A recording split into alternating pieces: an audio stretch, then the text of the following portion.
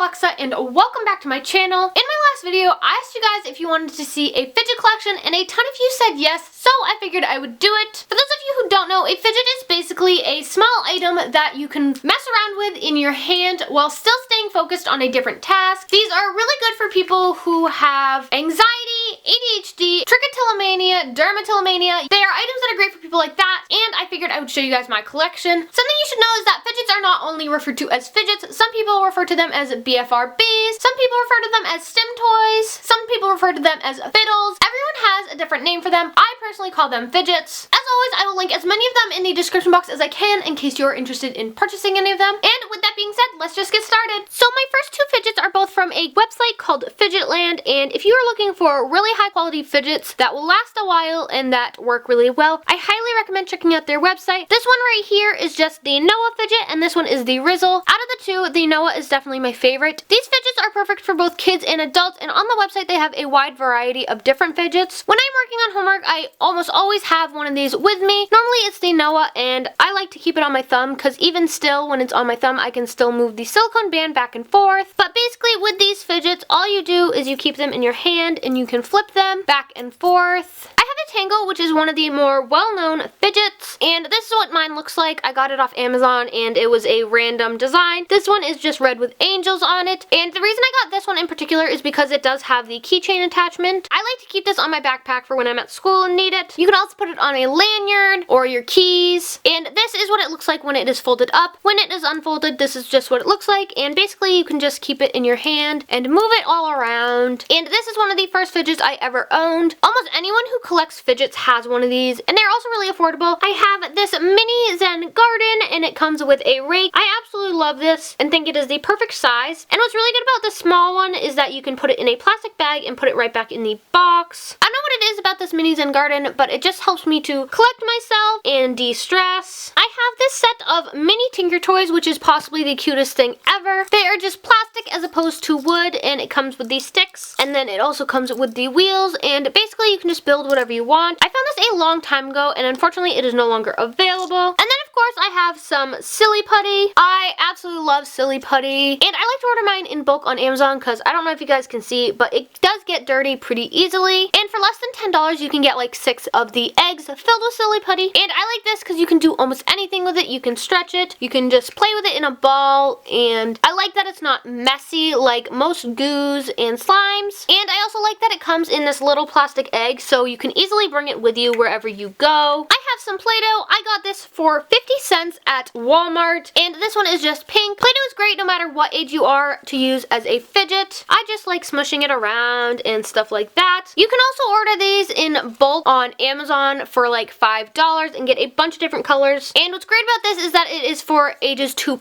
so younger toddlers who need help focusing on certain things can use it, and it is non-toxic. I have some rattlesnake egg magnets. You can just simply flip them like this, and then you can also do the whole where you rattle them. Most people wouldn't consider these to be a fidget, however, I definitely do because I use them as a fidget to play around with like this more than I do to actually make these sounds.